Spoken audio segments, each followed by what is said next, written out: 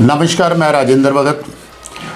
देश के अंदर अगर किसी सरकारी डिपार्टमेंट के कर्मचारी को 2700 अगर सैलरी मिलती होगी तो वो कौन सा डिपार्टमेंट होगा?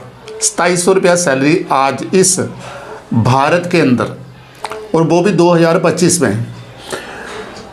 मेरे साथ कमला शर्मा जी हैं, जो होम गार्ड जो एसोसिएशन है पूरे भारत के अंदर, उनकी प्रेसिडेंट है, वाइस प्रेसिडेंट है, और जे&के में आप प्रेसिडेंट हैं, और काफ़ी लंबे समय से आप संघर्ष करती रही हैं, खासकर होम गार्ड को लेकर। मुझे याद है कि हमारे जीवन की जो आधी पत्रकारिता है वो आपके प्रदर्शन या फिर आपसे बात करते हुए कट गई है 2006 से कंटिन्यू। तो वो लगातार आप प्रदर्शन कर रहे हैं, और जो रिकॉर्ड बनाए हैं आपने प्रदर्शनों के, जो मतलब जो लंबा प्रदर्शन जिसको कहा जाता है, स्ट्राइक जिसे कहा जाती है, मुझे लगता है वो भी आपके नाम से ही है शायद। तो अभी नई सरकारें भी जम्मू कश्मीर में बनी है, अब नहीं वो अब तो पुरानी होने वाली है, वर्ष होने वाला है। तो इस लंबे संघर्ष के बाद आपका जो आंदोलन था वो कहाँ तक पहुँचा, और क्या क्या आपको अभी तक मिला है? हमें तो सर, मैं सबसे पहले आपका और आपके चैनल का धन्यवाद करती हूँ कि मीडिया ही एक चौथा स्तंभ है जो दबे कुचले लोगों की आवाज़ एक एडमिनिस्ट्रेशन तक पहुँचाना, सरकार तक। लेकिन जहाँ पे एडमिनिस्ट्रेशन और सरकार सभी सोई हुई है। नहीं, ये तो सोई हुई है, जगाएगा कौन उनको? आंदोलन किए आपने, तब तक तो कैसे जागेगी फिर? वही मैंने बोला ना, हमने कोई छोड़ा नहीं। जम्मू कश्मीर से लेके श्रीनगर से लेके जम्मू कश्मीर से लेके दिल्ली तक हमने कोई ऐसा कोना नहीं है जिस तरीके से हमने संघर्ष नहीं किया। हमारी जो भूख हड़ताल स्ट्राइक चली थी वो भी एक लिम्का बुक में आया था, रिकॉर्ड बना था, जिनका 11 साल कंटिन्यू धरना चला। 11 साल बहुत लंबा संघर्ष था वो। हाँ, 2018 तक कंटिन्यू चला, 2006 से लेके। तो कितने साल चला जे?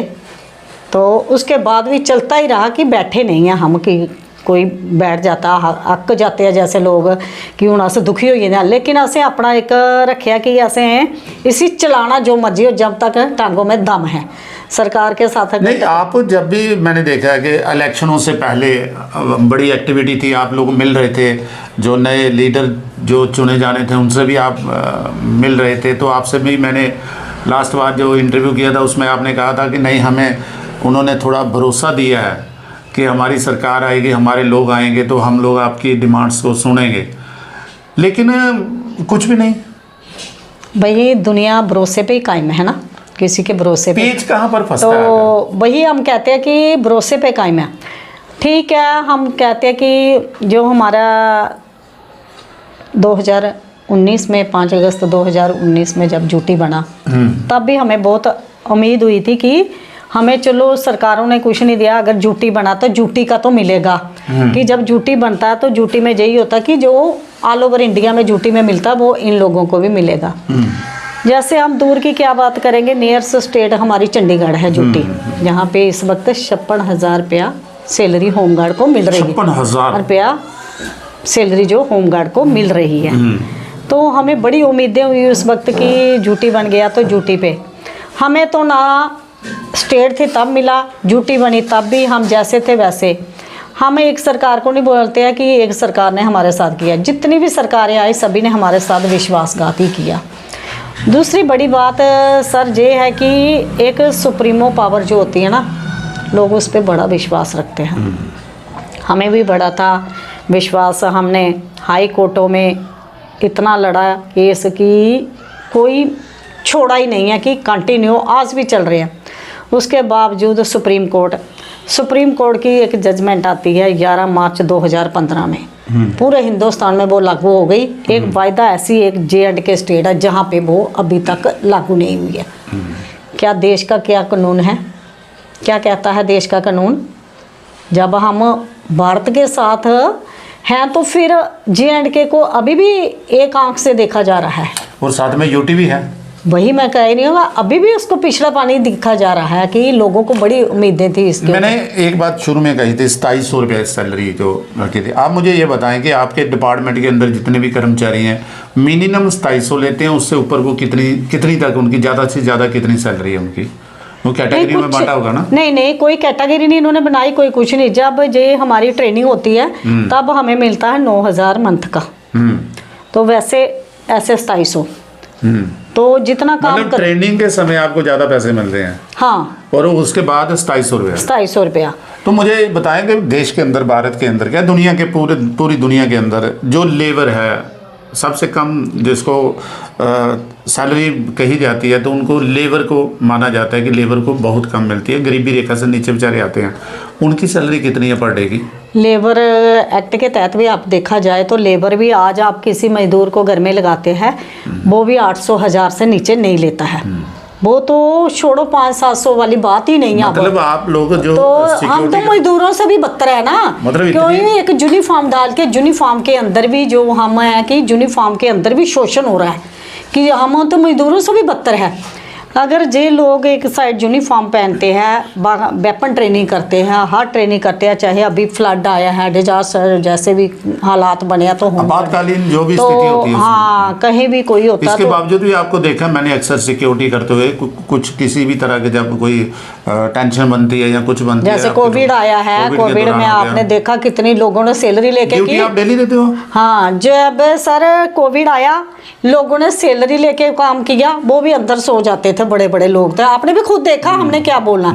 लेकिन हम लोगों ने ईमानदारी से कोविड में ड्यूटी की, चाहे कुछ भी आता, भगवान की दया से हमें किसी को कोई बीमार हुआ ही नहीं है होमगार्ड का, कि ईमानदारी के साथ भगवान खड़ा होता है, ये लोग तो नहीं खड़े। साथ में उनको ट्रेनिंग सोल्जर टाइप की होती है, तो वो ऑलरेडी उन सभी चीज़ों को, मापदंडों को ध्यान रखते हैं। नहीं, एक बात है कि अब जब आप ये वाला इशू लेकर आप जो बड़े लीडर हैं, चलो स्टेट लेवल के तो छोटे लीडर हो गए ना, ये तो कहते हैं कि हमसे कुछ होता ही नहीं है, और ज़्यादा बोलोगे तो बोलेंगे जी हमें कोई करने ही नहीं देता, मतलब ये कि इनको कुछ कोई करने नहीं देता। हाँ, ये बात अगर बड़ी करेंगे तो प्रधानमंत्री तक, उनसे ऊपर तक को गाली देनी हो, जहाँ उनको चैलेंज करना तो वो कर सकते हैं, लेकिन वैसे ये कुछ नहीं कर सकते। लेकिन जब आप अपनी बात सेंटर के किसी बड़े लीडर से बात करते हैं, उनको बोलते हैं, आप दिखाते हैं, अपनी दिक्कतें दिखाते हैं कि भैया इतनी हम लोग सैलरी लेते हैं जिससे हमारा सिस्टम नहीं चलता, सिक्योरिटी करना तो लग, हम खुद की सिक्योरिटी नहीं कर सकते, क्योंकि मेडिकल जिन लोगों ने मेडिसिन दवाई वगैरह लेनी होगी तो उससे तो ज़्यादा ये दवाई लग जाती है, उनको कोई दया नहीं आती आप पर? उनको बिल्कुल दया नहीं आती है।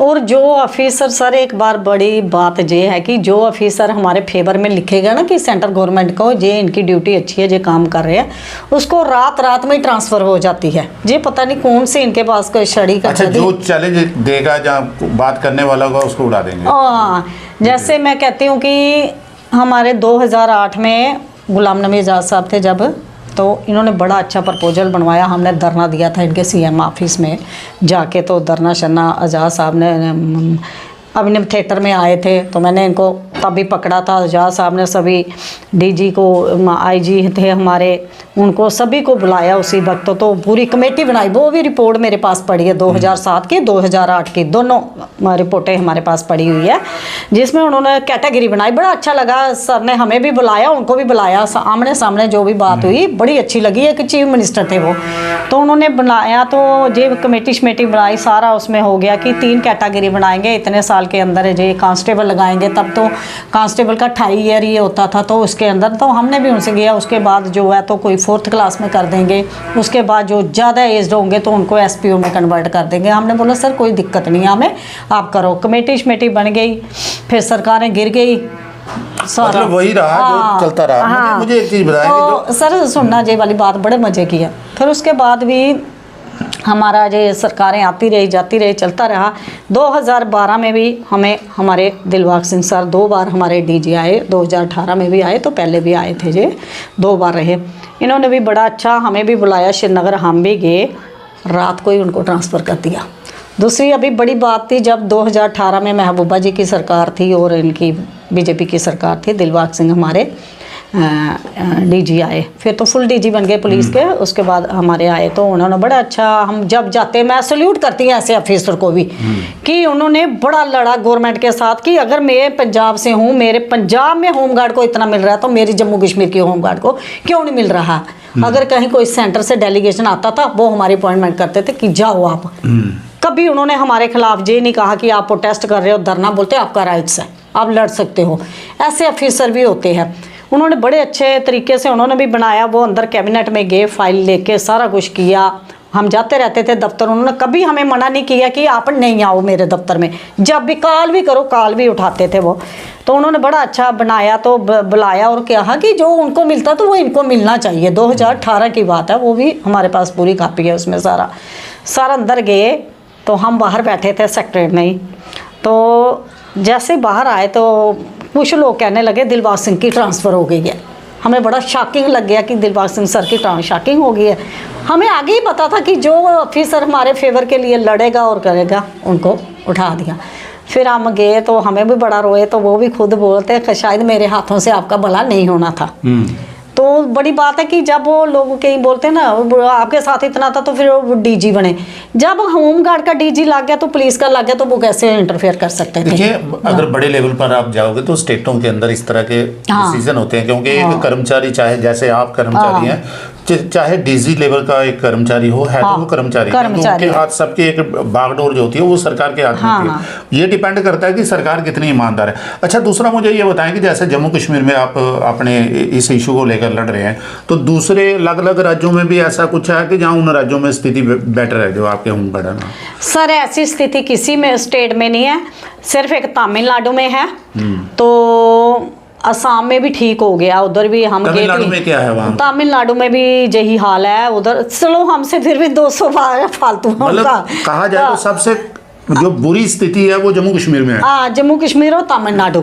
अगर तमिलनाडु 200 रुपये एक्स्ट्रा ले रहा है तो इसका मतलब वो उसकी बेटर हुई ना, तो सबसे नंबर देने में तो जम्मू कश्मीर आ गया। असम में भी ऐसा ही था। फिर हम गए थे, जैसे असम में बताऊं सर थोड़ा सा, फिर भी उनकी कोई सुनने वाला तो है ना किसी। अब यूपी में है, जोगी जी आए हैं, जोगी जी ने बेटर किया। जब उन्होंने इलेक्शन लड़नी थी उधर भी हड़तालें चल रही थी, चलो 15,000 मिलता 18, उन्होंने आते उनको 36,000 कर दी। और उन्होंने एक ही दिन धरना लिया और जोगी जी ने पूरे ऑफिसर बुलाए और उसी दिन रातों रात आर्डर कर। ऐसे मिनिस्टर मैं एक चीज और बता दूं जो हमारे दर्शक देख रहे हैं, देखिए जम्मू कश्मीर जो है वो अशांत क्षेत्र रहा है। मतलब हम पूरी रियासत जो है, पूरी स्टेट जो है वो हमेशा मिलिटेंसी की बेट चढ़ी है। पिछले अगर 30-40 सालों में देखो आप, तो यहाँ सबसे ज़्यादा आतंकवाद रहा है। जो बेल्ट फोर्स के जितने भी कर्मचारी हैं उस सबकी ड्यूटी जो है वो ज़्यादा रही है, रिस्की रही है। वही लोग जो है ज़्यादा रहे हैं। किसी ना किसी ढंग से अगर सिक्योरिटी मतलब देनी है, सुरक्षा देनी है, तो वो जम्मू कश्मीर के जो कर्मचारी हैं बेल्ट फोर्स के, वो सबसे ज़्यादा ड्यूटी देते हैं। और अगर देखा जाए तो उनकी शहादतों के मामले में भी देखा जाए तो पूरी भारत के अंदर सबसे ज़्यादा यही जो कर्मचारी होंगे प्रताड़ित होंगे। लेकिन इनकी जो अगर हम और चीज़ों में है जहाँ बड़ा बजट आता है, ऐसा कहा जाता है कि जम्मू कश्मीर में बड़ा बजट आता है, सिक्योरिटी के नाम पर ज़्यादा गृह मंत्रालय के अधीन होती है, वह जहाँ पूरी निगाहें होती हैं। प्रधानमंत्री जी अगर भी देखा जाए तो स्पेशल नज़र रखते हैं, और भी जितनी एजेंसियाँ वो सारी जम्मू कश्मीर पर नज़र रखती हैं। लेकिन जब इशू आता है कि सिक्योरिटी का ही एक विंग जो है, होमगार्ड जिसे कहा जाता है, इतना पुराना है, लेकिन उनकी जो सैलरी वाले इशू हैं इतने पुराने लंबे समय से चल रहे हैं, वो लोग प्रदर्शन कर रहे हैं, अपनी मतलब परेशानियां बता रहे हैं, दिक्कतें भी बता रहे हैं, उसके बावजूद ऐसा हो रहा है। इसका मतलब है कि जम्मू कश्मीर में जो भी सरकारें बनती हैं कहीं ना कहीं वो इस काम को लेकर यहाँ पर नालायकी हो जाती है उनकी। सर भैया, आपने बजट की बात की है ना, मैं इसमें बताऊँ आपको 2018 में जब तब राजनाथ जी थे ना होम मिनिस्टर 2012 में, तो हाँ 2012 में, उसके पहले भी राजनाथ सर थे, तो मैं उनके अपॉइंटमेंट ली। और राजनाथ को मैं सल्यूट करती हूँ कि एक होम मिनिस्टर होके हम जब भी गए ना, हमें कभी लोग बोलते हैं पहले अपॉइंटमेंट लेते हैं, हम उधर पहुँचते सर उधर से आए हैं। वो ऐसे होम मिनिस्टर थे कि उन्होंने 1 मिनट में अपॉइंटमेंट देनी। उन्होंने सीधी मेरी अपॉइंटमेंट की MHA में। बाद में MHA में जो JK डिवीज़न को डील करती थी मैडम, सीधा उन्होंने मुझे उनके पास भेजा कि आप उनके पास जाओ, आपको पूरा रिकॉर्ड मिलेगा, सारा कुछ। उधर थी madam IAS Sulekha Chauhan madam, बहुत अच्छे तरीके से उन्होंने डील किया। और उधर राजनाथ सर ने खुद करवाया था हमें। फिर उधर MOS थे जो दूसरे थे, उनका नाम मैं कुछ गुरदास के अहमद पहले थे, उसके बाद थे MOS रेड्डी से। हाँ, तो वो थे रेड्डी साहब, तो वो थे, तो उन्होंने दिया सारा बनाया। तो हमने गए उनके पास तो देखा, वो बोलते जैसे सर आपने फंड्स की बात की है ना, पूरे हिंदुस्तान में फंड्स जो सेंटर देती है, होमगार्ड का जो फंड्स देती है, उन्होंने एक बात बड़ा अच्छे तरीके से, मेरे पास आज भी डॉक्यूमेंट्स पड़े हुए हैं सारे, उन्होंने बोला सबसे ज़्यादा जो फंड्स है होम गार्ड का वो J&K में हम देते हैं। अगर बाकी स्टेटों को हम 50% 25% देते हैं, जहाँ 50% देते हैं, लेकिन J&K में हम 75% देते हैं। क्योंकि J&K में एक तो मिलिटेंसी स्टेट आपने बोला जैसे भी है, तो उधर बाकी स्टेटों में देखो होम गार्ड है कहीं 30,000 40,000, यूपी में 1.5 लाख होम गार्ड है, तो हमारे जम्मू कश्मीर में कितने 4300 लोग। तो बोलते इधर आप एक एक होम गार्ड को 50,000 सैलरी भी मिलेगी ना, वो भी कम है, क्योंकि इतना पैसा जाता, वो हमें नहीं पता वो पैसा कहाँ पे जाता, किसको मिलता। होम गार्ड को तो आपके सामने मिलता नहीं है ना, तो कोई एक्स्ट्रा एक्टिविटीज़ कराते हैं जो जिसके लिए जो फंड्स देते हो। जब हम अगर सर ट्रेनिंग जाएंगे ना, तो ट्रेनिंग जाएंगे तो अगर हम उधर मैस खाएंगे ना, वो हमारा 1800 रुपया काटते थे, जिस हिसाब से आता था 1500 1800 1200 जितना भी आएगा काउंट करके, तो वो महीने का काटते थे। कोई एक्स्ट्रा तो हमें कुछ देते नहीं थे। उसके बावजूद भी हमने बड़ी लड़ाई लड़ी, सारा कुछ किया, जितने भी होम कमिश्नर रहे, होम सेक्रेटरी रहे, सभी से हम मिले। हाँ भाई हाँ, फाइलें आगे बढ़ती हैं, फिर लास्ट में वो कौन से डस्टबिन में जाती वो नहीं हमें पता चलता कि कौन से डस्टबिन में चले जाती। जहाँ जम्मू कश्मीर के अंदर क्या आपको लगता है कि अगर CM, क्या मुझे जानकारी नहीं है, आपका डिपार्टमेंट जैसे आपने कहा कि सेंटर इसको टीच करता है, क्या जम्मू कश्मीर के जो मुख्यमंत्री हैं क्या वो इस चीज़ को कुछ कर सकते हैं आपका? अभी तो सर नहीं कर सकते, क्योंकि अभी जो होम डिपार्टमेंट है वो हमारे LG सर के पास है। LG सर से भी मैं 3-4 बार मिली हूँ। तो रिस्पांस क्या था, एक बार तो संजीता जी के लिए लेके गए थे, एक बार हमें पूर्णिमा जी के भी लेके गई, प्रिया सेठी जी मैडम, उन्होंने भी हमारी अपॉइंटमेंट करवाई थी, उन्होंने भी लिया। उसके बाद रविंदर रैना जी ने काफ़ी दिल्ली में भी लेटर शेटर लिखे, तो रिस्पांस आता है। हमें नहीं पता कि ये पैसा, हमारा जो पैसा आता है वो कहाँ पे जाता है, तो क्या है इनको बेनिफिट, जहाँ तक कि इन लोगों को नहीं देना चाहते हैं। जहाँ मैं जम्मू कश्मीर में तो LG सर से मिलने के बावजूद भी LG साहब बोलते हैं हाँ ये तो आपका है, क्यों नहीं हुआ सर। उसके बाद बड़ी बात है, जब वो KK शर्मा एडवाइजर आए थे तो उन्होंने भी हमारी कमेटी बनाई थी, और होम उनके पास ही था उस वक्त। भटनागर सर थे ना, या फिर उसके बाद भटनागर सर भी थे उसके लेके, तो चेयरमैन बने थे KK शर्मा सर ही। तो KK शर्मा सर से हम काफ़ी बार मिले, उन्होंने बनाई जो कमेटी, उन्होंने भी बोला। जब भटनागर सर को भी देखा, बोलते हाँ इनके साथ इंडस्ट्री है। शालीन काबरा बने इसके बाद वो कमेटी के मेंबर, और बाद में वो कमेटी के मेंबर बनने के बाद 15 दिन के बाद वो खुद होम सेक्रेटरी आ गए। तो जब हमने उनके साथ मिले, कमेटी में बैठे, तो जब हमने सुप्रीम कोर्ट की जजमेंट KK शर्मा सर ने दिखाई, एडवाइजर सर ने, कि भाई देखो इनका, बोलते हैं हाँ सर ये तो होना चाहिए, क्यों नहीं हुआ है, ये तो जजमेंट है सुप्रीम कोर्ट की। फिर उसके बाद 15 दिन के बाद वो जब काबरा सर आ गए तो हम उनसे मिले, तो बोलते हैं हाँ। मैंने बोला सर अब तो चेयरमैन थे, तो अब तो आप खुद आ गए, तो इसमें करने में कोई दिक्कत नहीं। बोलते अच्छा मैं देखूँगा अब इनसे बातचीत करके सभी से। मैंने बोला उस कुर्सी में ऐसे, उसके बाद काबरा साहब चले गए, तो RK गोयल साहब वो भी काफ़ी देर रहे, तो उन्होंने भी बस लारे पे लारा ही लगाया। किसी ने नहीं इन गरीब लोगों के लिए सोचा कि इनके लिए क्या करें, कैसे। अगर इनको हम ये भी कहते हैं कि आपको नहीं ज़रूरत है, आप ये डिपार्टमेंट ही बंद कर दो, कि लोगों को एक आस खत्म हो जाए, आपके ऊपर से विश्वास खत्म हो जाए कि अगर आपको जरूरत नहीं। डिपार्टमेंट कैसे, जैसे आपने कहा कि डिपार्टमेंट बंद कर दे, अगर ऐसी स्थिति में देखा जाए तो अभी पिछले 2-4 दिन से देख रहे हैं जम्मू में अभी प्रदर्शन चल रहे हैं, तो यहाँ बहुत से कर्मचारी हैं, अस्थायी कर्मचारी हैं, डेली बेसिस जिन्हें कहा जाता है, वो भी प्रदर्शन कर रहे हैं।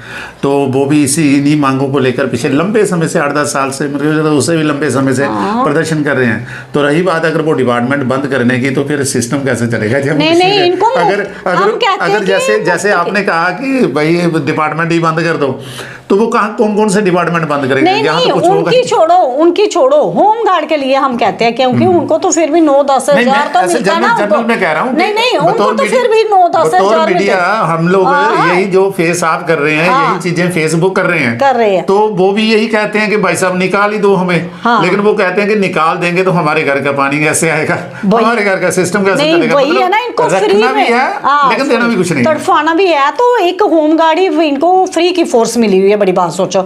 अभी श्रीनगर जितनी अमरनाथ यात्रा चलती है, अभी आप क्या करने वाले हैं? सर एक मिनट, जितनी अमरनाथ यात्रा चलती है, जहाँ इनकी हज ड्यूटी चलती है, वो देखना श्रीनगर वाले कंधों में उठा के उनको लेते हैं, पिट्ठुओं को भी लेते हैं, जो यात्री होते हैं उनको भी लेते हैं, उनका सामान भी लेते हैं, सारा कुछ लेते हैं।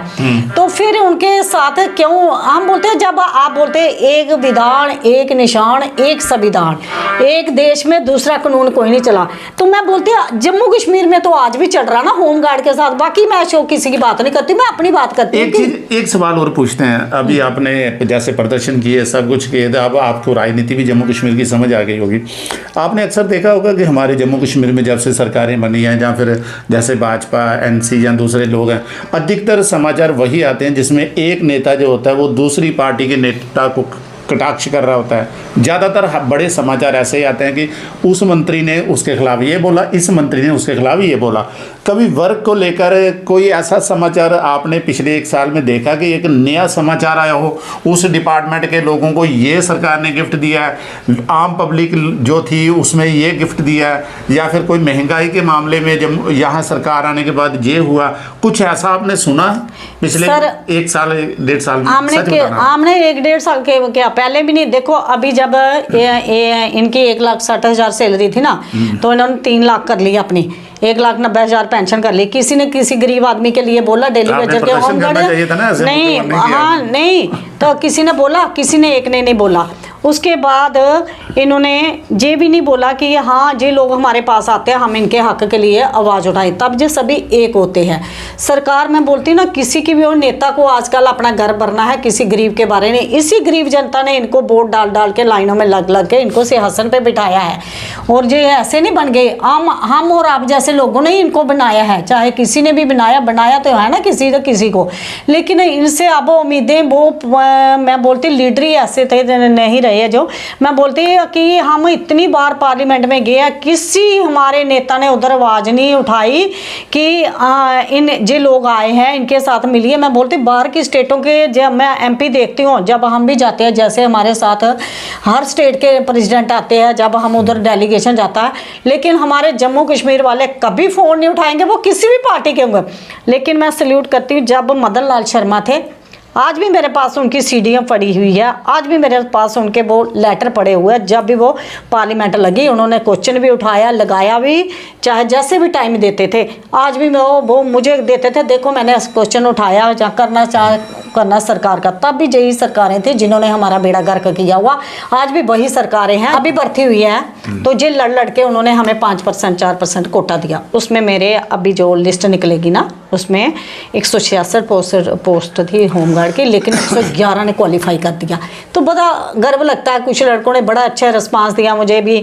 मैं उनके पेरेंट्स ने, मैडम जी आपकी खिदमत हमारी नहीं है, डोडा से, पुंछ से, जोरी से सारे 116 आज आ गया, 111 कल और भी आएंगे, ऐसे भी ख़त्म हो सकते हैं। जहाँ भी आप कोई भर्ती करते हो, जहाँ कुछ है, लेकिन जो लोग ओवरेज हो गया, जो रिटायर हो रहे हैं, जहाँ रिटायर होने वाले हैं, उनके लिए तो कुछ सोचिए। आप 5 साल के लिए आए हो, आपको तो 2-2 लाख रुपया पेंशन लग गई है, और आपकी पूरी पीढ़ियों के लिए लग गया। मुलाजिम अगर 30 साल 40 साल ड्यूटी करके जाता, उसको आप एक रंग पेपर की तरह लुटा देते हो। उसके लिए क्या सोचा आपने, क्या किया उसके लिए? इस कंडीशन में देखा जाए तो फिर अगर जितनी आपने सैलरी बोली है, तो कुछ लोगों की सैलरी ज़्यादा भी होगी, मतलब 8-10 हज़ार तक भी होगी। आप मुझे ये बताएं, मिनिमम सैलरी और अपर सैलरी दोनों हैं। जो लोग मिनिमम सैलरी ले रहे हैं, जो आपने बताया 2700 बोला ना, जो लोग इस सैलरी में चल रहे हैं, वो अपना सिस्टम कैसे चलाते होंगे? भाई सर आगे देखो, उनका भी अभी इन्होंने बेड़ा गर्क कर दिया। आ जाता है 1000 के कपड़े, मतलब यूनिफॉर्म। बेचारे लड़के क्या करते थे कि कुछ लोगों के घरों में काम करते, दुकानों में काम करते, जहाँ कहीं कि नाइट को ड्यूटी लगी तो दिन को वो काम कर लेते थे। तो अगर दिन को काम ड्यूटी लगी तो नाइट को वो उधर ड्यूटियां कर लेते थे बेचारे। ऐसा अब उनको ठोका ट्रैफिक में। अभी ये इसी फर्स्ट को जब दरबार मूव हुए, उसी दिन आते, कोई एटीएम में लगा था बेचारा, जब उसकी दिन की ड्यूटी होती थी तो वो रात को एटीएम करता था। वो सारी छूट गई उनकी। आप वैसे तो देखा जाए, इतने संगठन होते हैं जो ह्यूमन राइट्स के नाम पर, आप देखोगे कुछ भी हो जाए तो संगठन आ जाते हैं। इस कोई ह्यूमन राइट्स वाला संगठन आपके उन कर्मचारियों के बारे में कोई देख रेख नहीं करता या कोई आवाज़ नहीं उठाता? कोई नहीं उठाता सर। जब JNK के प्रभारी थे अविनाश राय खन्ना होते थे ना पंजाब के BJP के, तो जब हमारा धरना लगता था तो तब आते होते थे हमारे पास।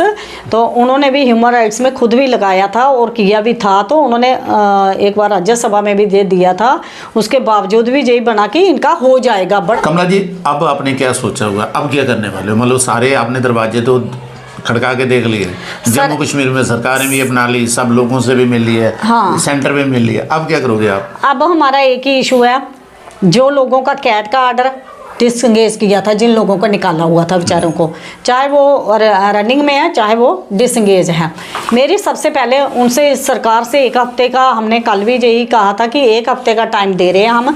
जिन लोगों का कैट से आर्डर हुआ है, जिन लोगों का हाई कोर्ट से आर्डर हुआ, अगर वो सरकार उनको 1 हफ्ते के अंदर वापस नहीं लेते हैं, उसके आगे जो स्टेप होगा वो। कौन सी सरकार आप कह रहे हैं? जी, जो हमारे जम्मू सरकार। कश्मीर में तो 2 सरकारें हैं ना, एक LG की तो गवर्नमेंट इनकी CM की, आप 2 किसकी बात कर रहे सरकारें। हैं? तो हम सरकार में कहेंगे कि हमारा डिपार्टमेंट है LG सर के पास, तो LG सर ही थोड़ा सा, और होम में जो कंटेम्प्टें चल रही है सारा कुछ, वो तो होम के अंडर आते हैं। तो वो तो कोर्ट में सर रोज तरीक पे तरीक 2-2, 2.5, 3-3 साल से केस कलाबू हुए, उसके ऊपर एक भी बहस नहीं होती। क्या बात है जी, क्या रीजन है? थोड़ा सा आप भी मीडिया में हो तो हमें बताया जाए कि कोर्ट में जी क्यों हेयरिंग पे हेयरिंग वो करते हैं, तरीक लगा देते हैं, उसके ऊपर बहस क्यों नहीं करते हैं कि आज तक एक बार किसी डिपार्टमेंट की पेशी नहीं हुई है, क्यों नहीं होती है? क्या राज है इसके अंदर कि हम कौन सी कोड में, कोई इंटरनेशनल कोड हो वहाँ जाएं, क्योंकि सुप्रीम कोर्ट का भी जहाँ नहीं इम्प्लीमेंट होता, कैट का भी नहीं होता, हाई कोर्ट का भी नहीं होता। और दूसरी बात, हम ये कहते हैं सरकार को, सरकार ने कुछ लोगों को ऐसे भी लगाया गया है सर, उनकी एज इस वक्त 60, 65, 70 साल होगी, जो अभी 40, 50 साल। सरकार डिपार्टमेंट उनकी इंक्वायरी करे ना, जिन्होंने जाली सर्टिफिकेट लगाया, जो किया है वो सरकार को, हम भी उनके साथ हैं। मैं कहती हूँ कि उनकी इंक्वायरी हो जाए। बहुत सी लड़कियां हैं, बहुत से लोग हैं जिन्होंने जाली सर्टिफिकेट लगा के भर्ती हो, वो किसकी नाकामी? हमारी तो नाकामी नहीं है, जिन्होंने वेरिफिकेशन की 2-2, 3-3 बार आपने सर्टिफिकेट ले, लेकिन खासकर लेडीज की जो इंक्वायरी होनी चाहिए। मैं बोलती हूँ, कहावत है, पहले तो मैं आपने जैसे कहा कोर्ट में ये चीज़ें, कोर्ट पर भारी दबाव रहता है, उसके विषय में लंबे समय से ये भारत, पूरे देश के अंदर ये चीज़ें रहती हैं कि वहाँ भारी दबाव है, लेकिन जो चीज़ें सरकार के अधीन है, जो वो कर सकती है वो तो कर सकती है। और दूसरी बात रही कि इस तरह के मामले जैसे होते हैं कि इंक्वायरी के मामले, कहीं फर्जी ऐसा हो गया, कुछ हो गया, तो जब तक मुझे लगता है कि आज से नहीं है, सतयुग से लेकर तो कलयुग तक ये स्थिति ऑलरेडी चलती रहती है। वहाँ इन्वेस्टिगेशन होती है, पुलिस है, सारे डिपार्टमेंट हैं, वो उन चीज़ों को निकाल सकते हैं। लेकिन जिनको जो हक देना है, कानून तो ये कहता है कि कोई जो निर्दोष जो है, हाँ, चाहे 10 दोषी छूट जाएं, पर एक निर्दोष को भी सजा नहीं होनी चाहिए,